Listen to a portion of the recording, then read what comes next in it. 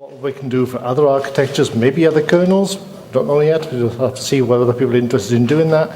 And scaling up from the bread and butter of kernel testing and basic root-of-S testing on ARM development boards, scaling up and see what else we can do and what else can be done with this software.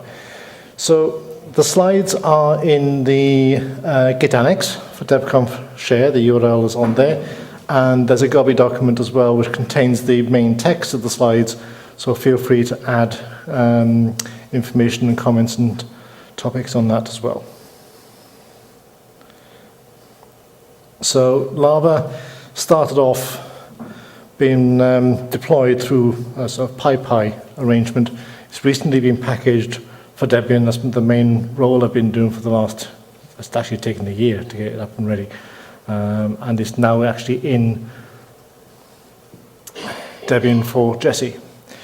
So what is Llama actually doing? It's doing continuous integration testing. So we have CI jobs that submit kernel builds. So the Linaro stable kernel, Android builds. Then we have a number of instances. The main instance has 103 devices online at the moment. And we have a staging instance which has another 40 of, and there's various developers who have their own setups to try and expand the range of the devices available. It's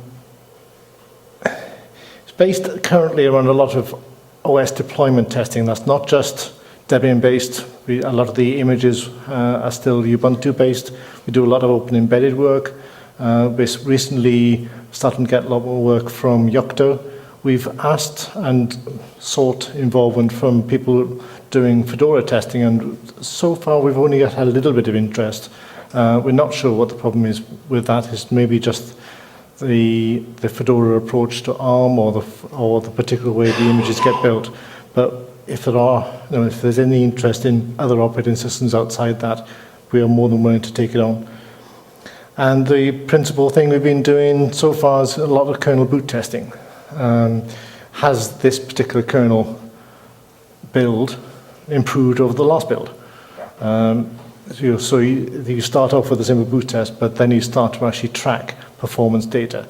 And you're doing LTP tests, and you're tracking the failure rate across multiple tests and multiple periods of time. We've recently added multiple node. So multi-node allows you to have a single test that runs across multiple devices. Those devices can then be synchronized purely over the serial connection that all these devices share. They can raise their own network. They can do whatever they need to do with their own switches and their own environments. And you can have multi-OS deployment as well. So you could have an OE box talking to a Debian box. It's trivial. The main thing that we need to talk about with Lava, with a lot of people in a lot of conferences, is the idea that we don't write the tests, we don't define or prescribe what tests you can run. So people often ask, well, what tests can Lava run? Whatever you can think up. The tests are written by the users who want the data. And the tests are then developed and upgraded and worked on by the people who want the data out of the tests. We have our own tests that try and stress Lava itself, but those are largely irrelevant to the people who actually want the data on the systems, because quite often we're testing with a static kernel build and the static root-of-S, and they're submitting jobs that are a new build every time. We do track results over a long period of time. So one of the main features is you can go back right the way through the database, track a particular series of builds, and watch how it actually performs. So if I go back to here,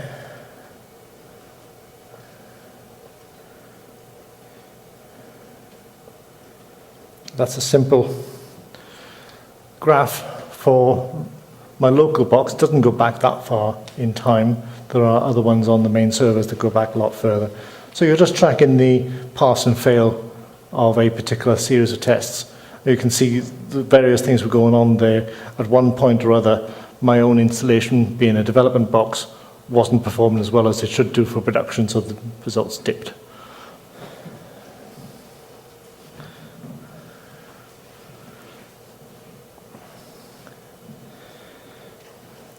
Those summary reports are created by users. We put the facility there for people to write those reports, but the reports are written by the people who want the data. So the data can be exported. That main report there is basically a simple overview and a front end to your data. But you can export the data for further analysis, combine them in new ways, and work out what actually happens with the rest of it.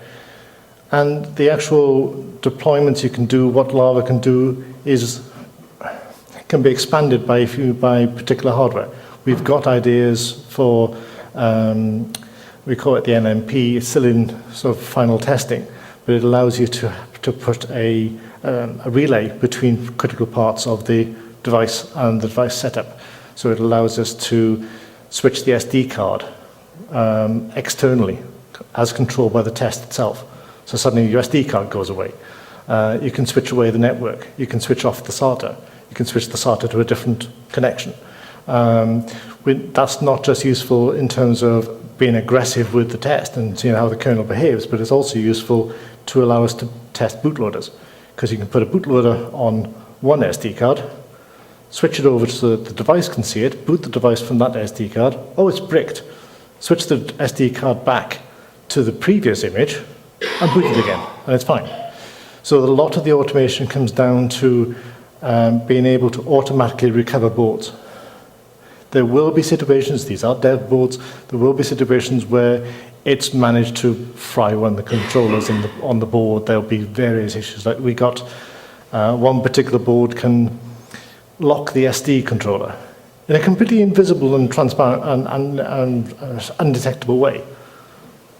So we try and work out in advance, well, okay, there are things you can possibly do to indicate that this particular board of that type is suffering this kind of problem. You try and put some diagnostics into the test in advance to see whether you're actually likely to hit that problem and compensate and work around the problems of particular boards. So what does Lava currently support? There's the ARM BIOS. Not surprising, for instance, where we're actually starting from. And Linaro is concentrated on ARM v7. So we don't look at ARM v5, ARM v6 or older. ARM v7 are the main pieces of hardware. That's the majority of the lab. ARM v8 is then coming in with new hardware and emulations and models. But the majority of the boards that are available for testing currently are ARM v7. We've got support for where the boards themselves support it, running a virtual ARM system on the physical ARM hardware. And that allows you to actually test both sides. You can run tests on the physical hardware whilst it's running a VM. You can run tests inside the VM. And if you've got the right hooks, you can actually then communicate across and through the VM. Or you can actually communicate with another node that's set up to interrogate it in another way. There are x86 systems in the lab at the same time, not just for actual Lava deployment, but actually as test devices. There are situations where people need that, so those devices can be available. Via emulation, we can do any of the other architectures that QEMU supports. We haven't got a lot of any physical hardware in the Cambridge lab, but with Lava and Debian, you can easily install that and set it up with your own architectures. Very useful feature is the idea of dummy devices, and these can be simple SCHroot, so an isolated chroot environment, or SSH, and that allows you to connect to a device that hasn't actually had to have a deployment. It's sitting there pre-configured, and it may be serving a lot of different jobs, and you actually have jobs that connect into it and do certain things with it. Contention on that box is your problem as the test writer. That's not up to Lava to try and sort out. If you've got two jobs going in on SSH and both of them try to run dpackage, sorry, you have to sort that out yourself. So a lot of the builds coming through are CI builds for kernel builds. We still do a lot of Android testing. And then we are working towards increasing support for testing bootloaders. Obviously, U-boot was one that we started with, inevitably with ARMv7 dev boards. UEFI is the next big change and the next big bootloader we need to test. And then Grub is something else that we are looking to support. We don't really have explicit support for Grub in Lava at the moment, but it's on the development line. As I said, we're currently only actually testing Linux kernels. There may well be hidden assumptions in how the structure works for other kernels. We don't know yet. We'll have to find out when the community tells us. So the test jobs are written basically using shell and markup, YAML. You can address and execute any utility binary, anything you can actually build or download or put onto that system. Most of them, if you define the right parameters for the kernel, you can have a nice networking interface and you can pull down whatever you need. It's up to you. You set it up in the test. So we get results based on whether the deployment itself worked, then the test that you wrote, and then there's parsers to work out whether there's pass or fails, and you can do measurements and you can record the units of those measurements as well. Now, a lot of the time, you're running someone else's test suite, LTP or some kind of Python unit test type thing. You often have to write your own parsers. Sometimes you can do that in the YAML with a bit of Python regex code.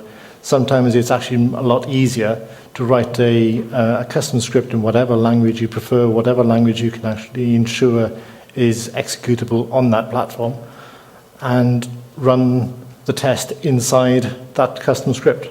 Then the custom script just outputs the test results in a format that is easier to understand. What Lava does is it gets hold of whatever the deployment's going to be, whether it's an image, a series of tarballs, and we overlay a basic set of data and shell scripts. There's a bit more data and shell scripts if you're actually doing it with multiple nodes, but generally you've got a common interface there that's based on POSIX shell compatibility. But we don't define what you can run, and we like to think that we are making no assumptions of what the device is capable of. Sometimes that lets us down because there are ways where you sometimes have to make some kind of assumption of what the device is able to do. And sometimes we do push back at the device manufacturers and say, no, look, the way that you've actually asked us to test this board and the way it actually boots is not going to work. We need to have something that's a bit more sane and a bit more reliable, because we are automated after all. You can't have a board that needs a lot of manual intervention to get the thing to boot in the first place. We're booting it 3 or 4 times per test a lot of the times, or even more. So we sometimes have to push back at the manufacturers and say, look, give us a board that we can reasonably automate. But other than that, and as I said, we work hard to make sure that there's an automated way of recovering from a bricked device, or what would otherwise be a bricked device, without any kind of intervention from the lab admins. They're busy enough as it is. So now we're reaching out to Debian. We've been using Ubuntu to actually run the infrastructure for a while. We've now got it all migrated over to Debian. All the packages are in Debian. We're running the packages as they are in Debian. We are looking to test the ARMMP kernel. I've been working with a number of people in Debian already on exactly how to do that. So we're looking at where's the overlap between the boot reports that we can access elsewhere, the available boards in Lava, and the DTPs that are defined in the ARMMP kernel. Got some links there for the various information. That's the summary of the boards we've found so far that can easily be tested for the ARMMP kernel. I've put in a request for extended support for the ARMDale, because that should add another couple of devices to that list. What we're trying to achieve with the ARMMP is make sure that not only does the ARMMP kernel boot, but that hardware that is available on the board is actually operational under the ARMMP kernel. We know that for some of those boards on that list, various components, various pieces of hardware are not operational after you've booted the ARMMP kernel. So this gives us a way of producing repeated tests over a long period of time to try and track this and see whether we can improve it without causing regressions elsewhere. Those are just the main devices that we've got at the moment. We're obviously open to having more devices added to the lab or to a different lab and having access. Some of those devices on there are not physically located in Cambridge, but we would still be able to use those within Debian. So the particular challenges with ARMMP, we need to be able to put the modules into the init RAMFS. We can test with the init RD that the init RAMFS tools actually make, but that is then using klibc. So we'd like to be able to use other init RAMFSs with the ARMMP modules put in, and then you've got a glibc environment and you can do more testing. We need to decide on which DTPs we can actually support in the ARMMP kernel and put the data out there and let people work out what boards they can reliably use. At the moment, it's a bit hit or miss as to whether the ARMMP kernel supports your board. Let's get the data, let's get the test results and find out what's going on. We can submit these jobs over XML RPC to a variety of existing instances and do a variety of other tests on each one, including testing the Debian installer on ARM. There are ways of preceding that and making it work without interaction, so we can test that through. That will generally mean that we need to start testing with dual media so that we can actually have a booted media and a deployment media. So we're looking at some of the boards that support SATA for that. And this comes back to what we were talking about in the first talk about what Lava can do in Debian in conjunction with PyU parts and CI-Debian.net and the archive rebuilds. So Lava is an opportunity for Debian to start testing outside the idea of just the one package. It allows you to start testing combinations of packages. It allows you to start testing a distribution against a different distribution, whether that's a different suite or a completely different distribution. We can test Debian against Open Embedded.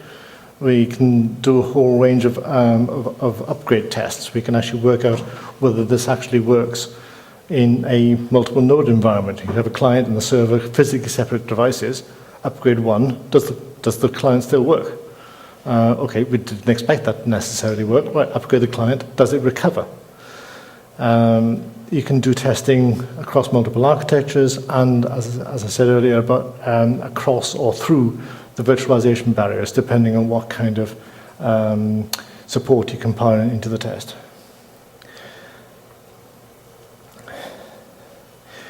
The images themselves or the deployments that we support, we can always make better tools for those. We can make use of existing tools, we can patch them and increase their availability.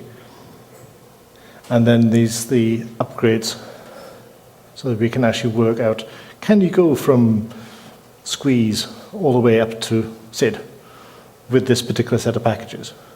Can you throw some dirty data into there? Can you throw some dirty images with random configuration changes, and does it still work? Because you can define all that. You haven't got to just say, oh, I just want a basic to bootstrap in each case. You can build the image you want, put in whatever dirty contamination or configuration changes you want, and throw the images into Lava and see what you get.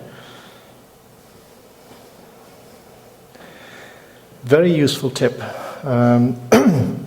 when you're actually developing tests is hacking sessions. Basically, you install OpenSSH server. Lava has support for accepting your public key as a parameter and your IRC nickname.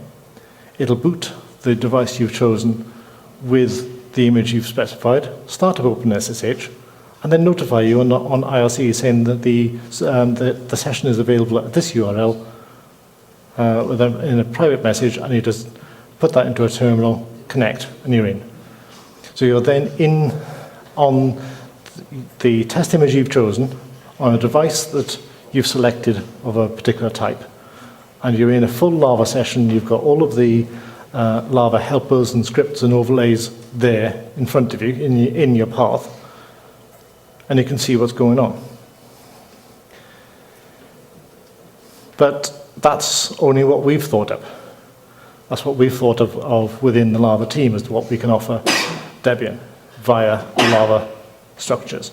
So it's a question of coming back to us when you've played a bit with Lava and see what you can do. Install it on one of your own boxes, see what it can do, see what you can connect up, and come back to us with what else it can actually do.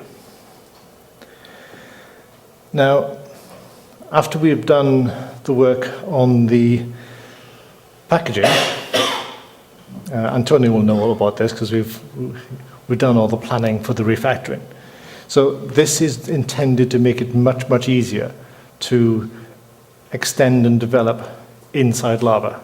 So if you're looking at, right, Lava doesn't support this kind of device, how can I get it to support this particular mode, this particular feature? We're looking to make it a lot easier in the code base to actually work your way through that, because Lava has developed organically, and now the refactoring is urgent. So we're looking at modular components, much more identifiable sections of where things go, making sure that actions are idempotent, and diagnostics, making it much clearer, much more obvious, and much more common that when Lava spots an error, not only is Lava able to say, yes, that was a Lava error, file a bug and we'll work on it. That was an infrastructure error because a network switch has probably failed or something, or someone switched it off. Or that was a job error, you've made a typo in one of the scripts. Or it was actually genuinely a test failure. So working through those kinds of situations, and then when we've got Lava errors or device errors, something gone unexpectedly wrong, right, what can we do? Whilst we've still got the connection to the device in that particular mode, can we actually get just some reports of data, get it into the logs, get it into the actual test results and say, well, there's what we tried to work out. Even if it's just what's ifconfig saying, what's root-n saying, what's nmap saying. Just get the data out there so that people have a chance of working out what the state was at the time. We don't do enough of that yet. The refactoring will also concentrate on allowing you to simulate the job in advance. So you'll be able to run through your test definition and see all of the actions, all of the parameters, all of the actions and the commands that that thing would actually do on the actual device. You can follow it through step by step. Then we get more of the data coming back. At the moment, we have the logs, and then we have the result set, the result bundle. We don't actually have enough data coming back into the results, so that's what we're going to fix with that. And allowing people to override.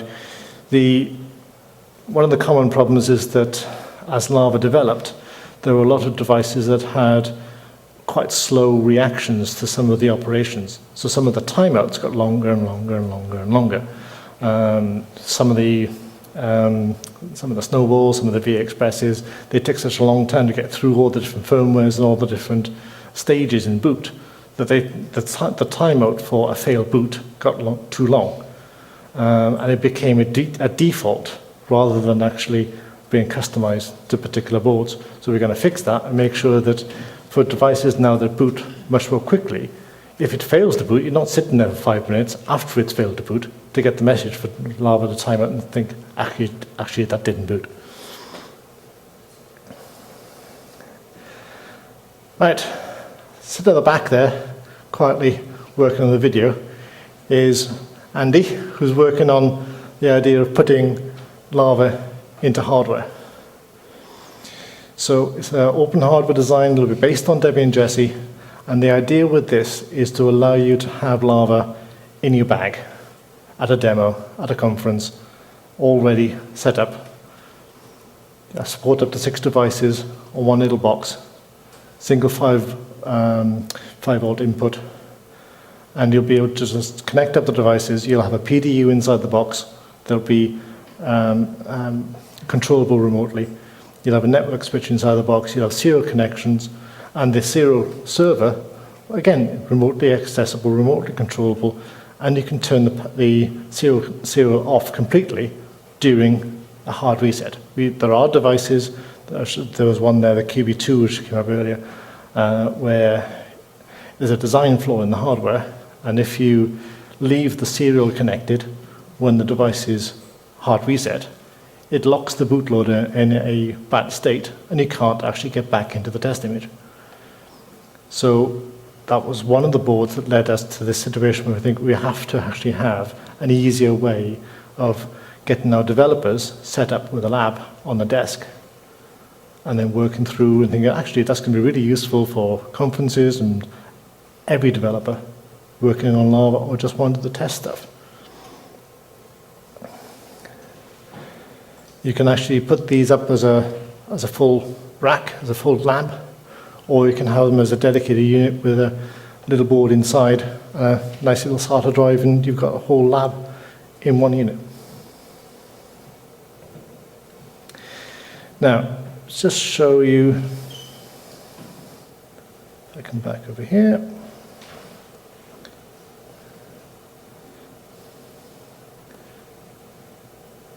So currently, this is what Lava actually looks like.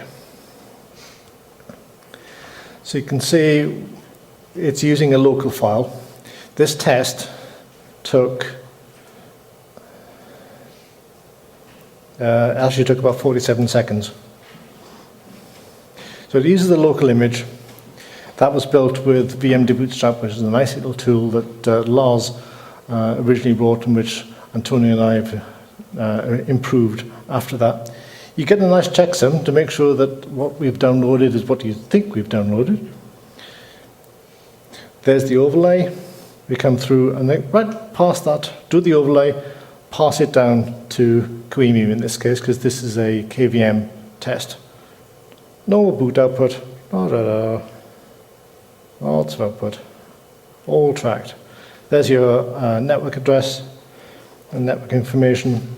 There's your kernel boot time, 5 seconds. That's automatically tracked, and the stuff like that will be tracked across the board. You can see here Lava KVM01, so that's where the overlay stuff actually lives. Nice little check to make sure that there's actually some available space inside the KVM before you start doing stuff. And then the test runner. Doing stuff like, well, dump the ifconfig output. There it is. That passed. And then get some routing information. Do a test ping. Make sure the actual Ethernet is sane and working. See if you can install the package. And it passed. And come down to the end, and you've got a result bundle. The result bundle is just a way of collecting all the different results you get from the Lava tests and your own tests. So you can see here the Lava test results. We deployed, we ran a test shell, we gathered the results, and the job came back as complete. And then the user tests work out something like that. So the ping test actually failed at that point. That's mainly because my laptop is not bridged, because so when the KVM came up, it didn't have it came up behind a NATed address. So this is on staging, which is our test instance. A lot more devices, a lot more jobs running. So if we look at, well, just looking through that, are there any Let's do one of these foundation models. Let's see what that looks like when we go through.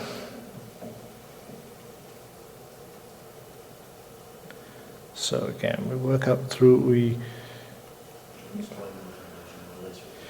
foundation model, you're probably better off explaining this than I am, but it's modeling an ARMMV8. I'm right in saying it's not actually an emulation, is it? It models the entire CPU. This one is running on x86 and modeling an ARMMV8. Right, so that one. Oh, yeah. So you get various aberrations then when you're expecting various facilities to work because you're expecting this real hardware and they're not there. So you can record that and you can work on what's going on, and we're back into a normal test. So the point of showing that is that despite the disparity in the actual hardware there, you get a very common, very similar interface. If you go back to a real piece of hardware, let's go for a Panda.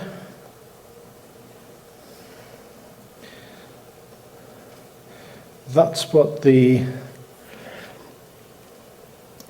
submission actually looks like. We're currently using JSON. We are looking at using YAML for future deployments once the refactoring is in place. But you can see there, that's where the image is obtained from. You can see where parameters are inserted into the YAML file that is actually in the test definition in the repository. And there's where you submit results, and you're saying, right, that's a Panda device type, and it's given a job name and a default timeout, which each action will use as their timeout unless it has a specific action timeout, just like the Lava test shell. So if you look at the complete log, this time we have to try and connect to a real device. It's not a KVM or an emulation on a model. We've got a real bit of hardware. So this is where the serial server comes in. So this is Cyclades for serial 4. It gives us a telnet interface.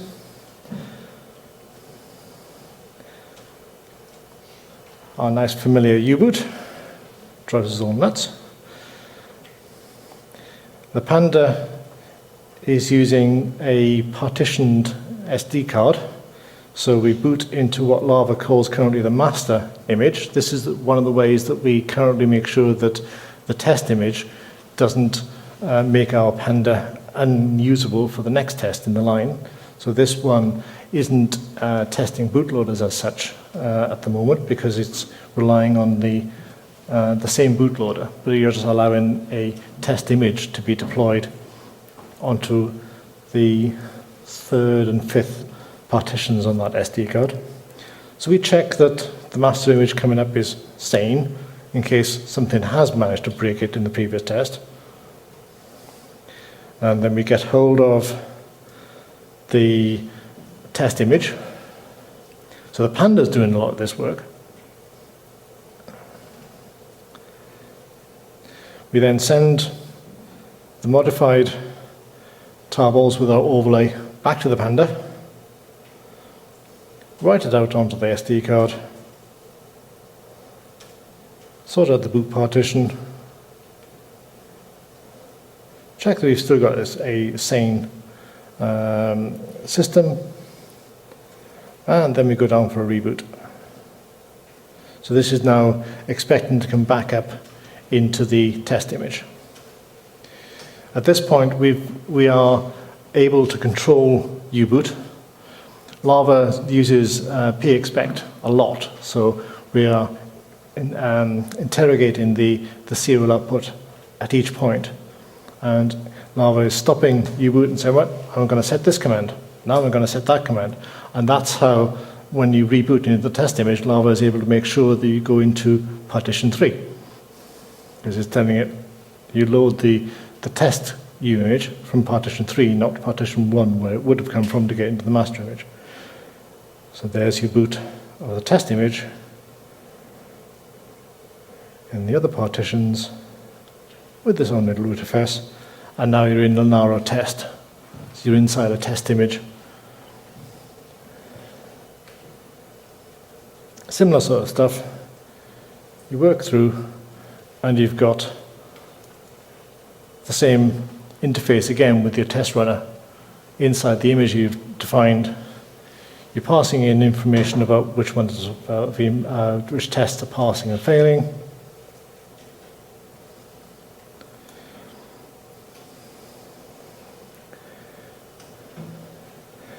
And I mean, this is quite a long test.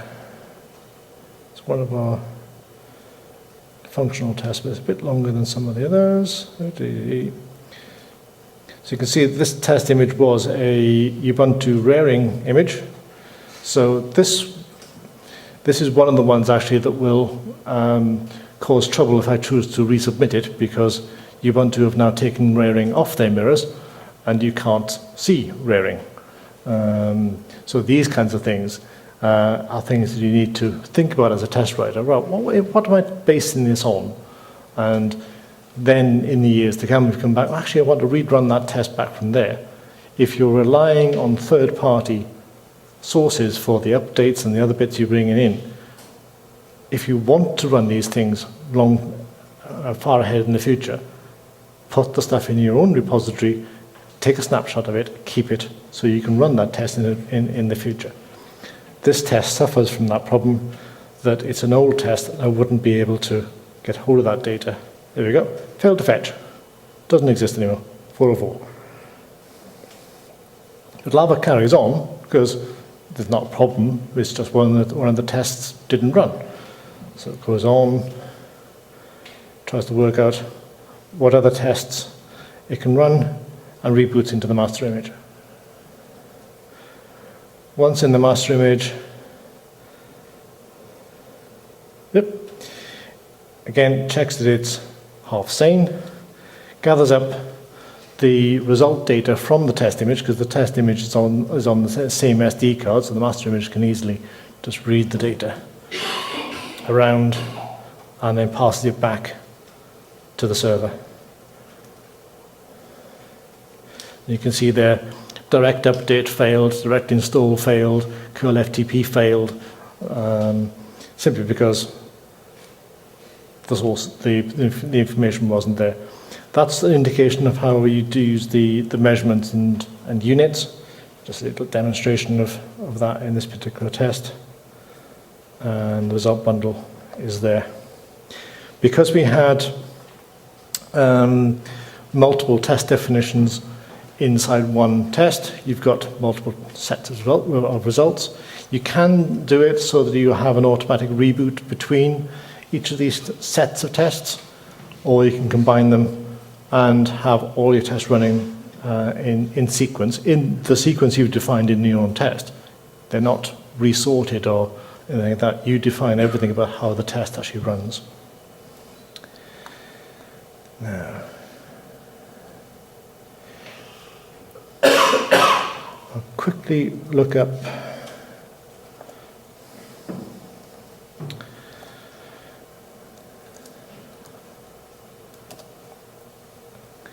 okay, so if we go to here,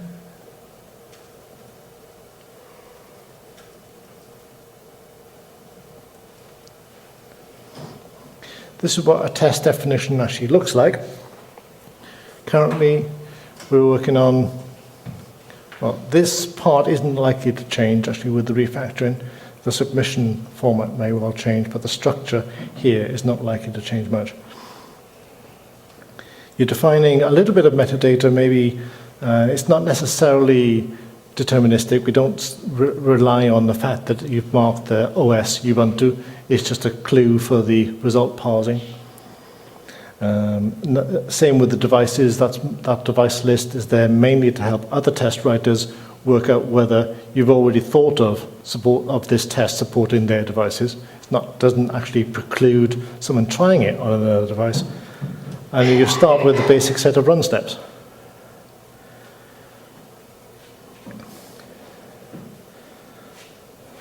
That's a very simple. If you go up a little bit further, this one has install dependencies. So you can start with someone's image and then think, right, now I actually need to add stuff. If it is a Ubuntu or Debian-based test image, then it's simple to actually install them as packages and just say, well, I know that Fred's test image over there didn't have these things installed. I'm going to add them in for this particular test.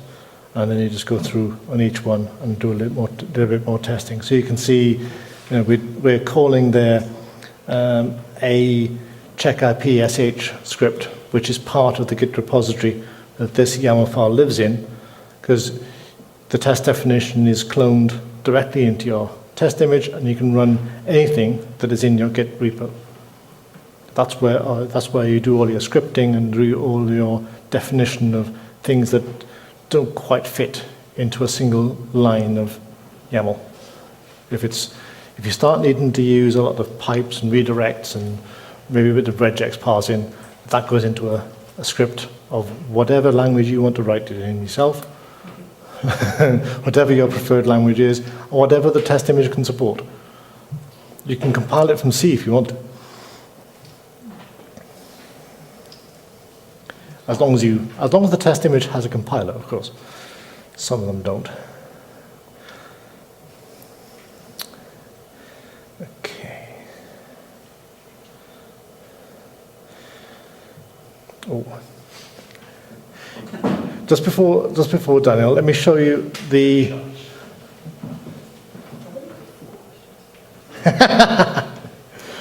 Right. We've written quite a bit of documentation. It is all available. Every time you install Lava, you get all this documentation on each of the instances, and it is the documentation for that version that you've currently installed. Naturally, a lot of that documentation has been written by the developers, so it may well be something that you need to actually come back to us and help us improve. Patches welcome.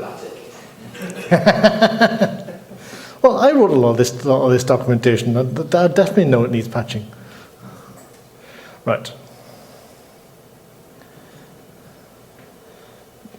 So that's the link there for the main documentation on the main lab server. The staging instance is there.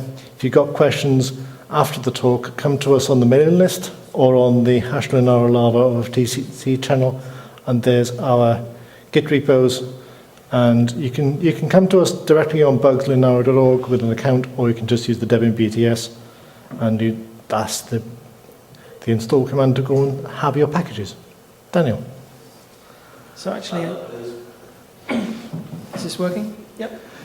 So the first question I had, I think you actually answered, which was whether there was a way to program how to acquire the serial connection. Because you kept saying it's a serial connection, and then at one point you mentioned a cyclades service. Right. That comes under the device type configuration. So Lava will work out, or will assume, that pandas have a particular way of being connected.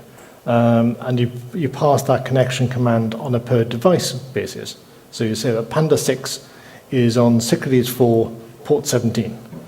And is that generic enough to, for example, do IPMI connections and that kind of thing? Yes, there's a whole range of different ones that people are using. It is just a connection command. So it's the entire command, including the whether you use Telnet or whether you use Screen or Minicom or whatever you actually need to use to actually get onto that board. So my second question is, you mentioned the hacking mode, and that sounds like a really, really useful thing to have. Does that work on systems that don't have networks? I'm not sure how you could actually get a hacking session. Serial connection? The serial connection, the problem with the serial connection is that Lava has a requirement that we have access, or that we have control of the serial connection, because we're running pexpecs on it all the time. So with the refactoring, there will certainly be ways of having secondary connections onto boards, which could allow, if the board supports a second serial or something like that, or some kind of other way of doing it. Should not re-export the serial connection to a PTY and then let an incoming SSH session to the server talk to it? It'd be really useful. Patches.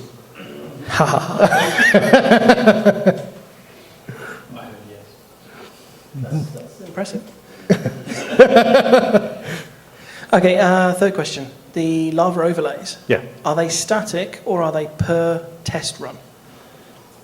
There is data that is test run dependent. So what do you do if you can't repack the image? Say, for example, that what you're trying to deploy to a system is a signed lump. Yeah, we'd have to look at that in terms of that is going to be one of the things we need to look at with the refactoring. Currently, we don't actually have a way of doing that. If we receive an image, we will currently break it up into bits and deploy it onto different partitions. But there is certainly going to be a need for how we actually. One of the plans will be that we will deploy it as signed. We will use whatever we can instruction-wise to verify that it was signed. Then we'll just blattle over it. Right. You're almost making me forget my last question. No, you have made me forget it. Does anyone else want this? Otherwise, I'll remember it in about another 30 seconds. Oh, yeah. The tests that you showed that indicated that you could say, oh, I require OpenSSH server, or I require NTP. Yep. Are they declarative enough that for systems which you can't install packages on, like, say, an Android system or an otherwise arbitrarily static system, you can say, I can run these tests because the system is exporting these tags in some manner? No, that would be down to the test writer. Right. So, for example, we get this problem with Open Embedded. Open Embedded is a problem in that, unlike any other distro that's out there, it does not identify itself. There's no tag, there's nothing in an Open Embedded image that says, hi, I'm Open Embedded. So you have to look for everybody else, and then get to the end and think, right, it must be Open Embedded because nobody else will be recognized. Not even an LSB release? No, not necessarily. It only has LSB release if you compile LSB release into your Open Embedded image. It's too much control. So we can't necessarily be accurate enough in working out exactly what system you've got on there to work out, yes, you've got that available or whatever. And it's not really Lava's job. It's a case of, well, you gave us the test image, you gave us the test definition.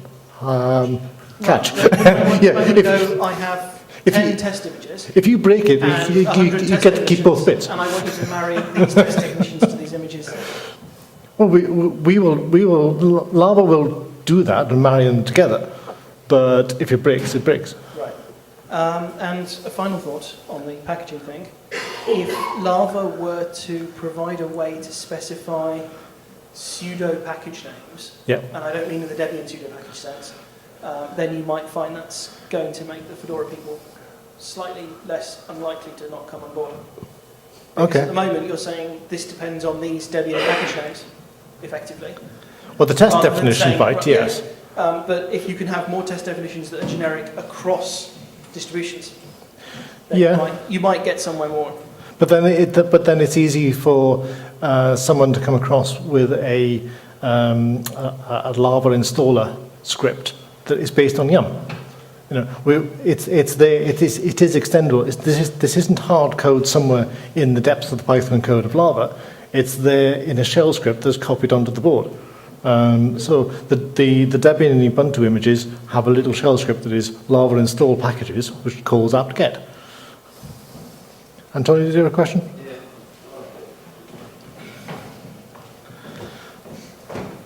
So how these dependencies work is that you have both, besides having drivers for each type of device, you also have something similar for types of test images. So you have Debian, Fedora, Open Embedded. So when your test definitions say it depends on full, it will install full in the right way in Debian or Fedora. And then for Open Embedded, where you can't actually install stuff, then your test images needs to have that stuff already installed. And then compile it. the dependency installation step will just say, give a warning, say, you depend on these packages, but I don't know how to install. I'm assuming your image already has them. Yeah.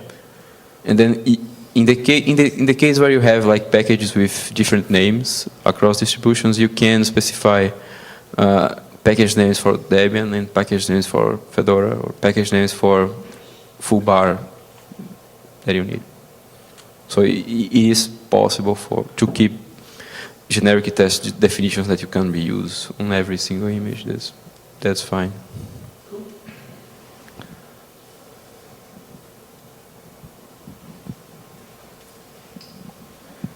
All right. Thank you.